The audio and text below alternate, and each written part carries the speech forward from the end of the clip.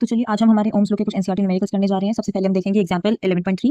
11.3 example में हमें question क्या दिया हुआ है, how much current will be electric bulb draw from an 220 volt source. यानी कि आपको पोटेंशियल इसमें 220 वोल्ट दी हुई है और ये पूछा है कि इसमें करंट कितना फ्लो करेगा अगर बल्ब का रेजिस्टेंस होगा 1200।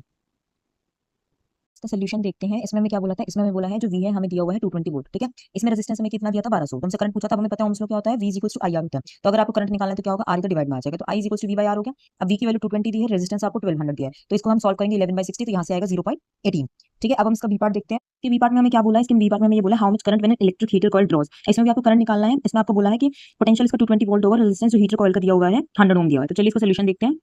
इसके सोल्यूशन के लिए हम क्या देखेंगे, इसमें हमें क्या दिया, V दिया 220 सेम रहेगा, रेजिस्टेंस इसमें इस बार आपको 100 दिया हुआ है, तो करंट निकालना है, वही करंट का फॉर्मूला क्या होगा, V अपॉन R। तो V 220 है, आपका रेजिस्टेंस में से 100 है तो 0 0 गई और यहाँ से आपका आ गया 2.2। तो यहाँ हमारा एग्जांपल नंबर 11.3 खत्म होता है।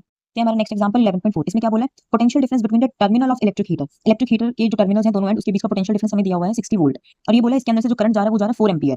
तो आपसे ये पूछा है कि अगर हीटर का पोटेंशियल डिफरेंस आपने 60 वोल्ट से बढ़ा के 120 कर दिया तो उसमें कितना करंट फ्लो करेगा।